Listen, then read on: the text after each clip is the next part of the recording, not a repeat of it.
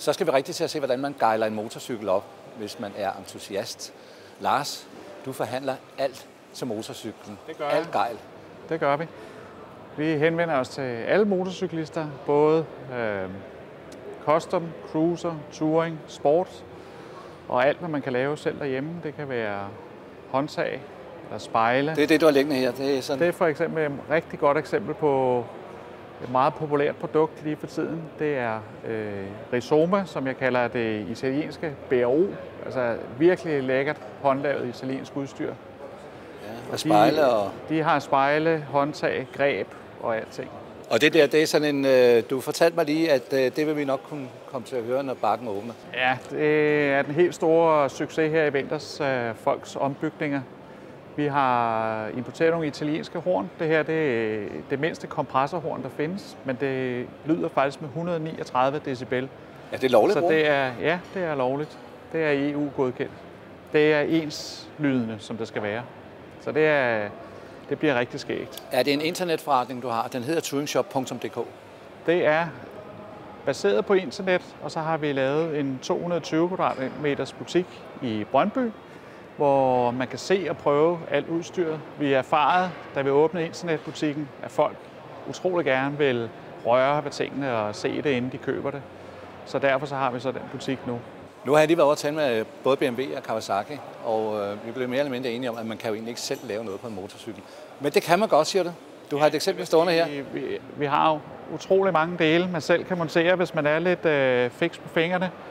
Her der har jeg sådan en udstillingsmodel, som hvor stort set alt er ændret på motorcyklen. Hvor den har andre fælge, styr og styreløfter og lygter og håndtag og greb. Den har det, der hedder en hypercharger ude på siden. Hvad er det for noget? Det er en, der øger luftmængden. Og så har vi andre udstødninger på. Og der er mange forkromede dele, som man kan se. Så lad os prøve at komme på den anden side. Der var noget, du viste mig før. Ja. Noget meget specielt. Den er også udstyret med luftaffjedring, så man virkelig kan få den ned og ligge. Det er noget, man gør, inden man kører, ikke? Det er ikke noget, man gør, mens man kører. Nej, det gør man ikke. Og man kører heller ikke med den helt nede. Det er, når man holder på lange linje og skal vise den frem, hvor lav den er. Den kan ikke køre over bump nu på vejen. Nej. Så den skal løftes op ved kørsel.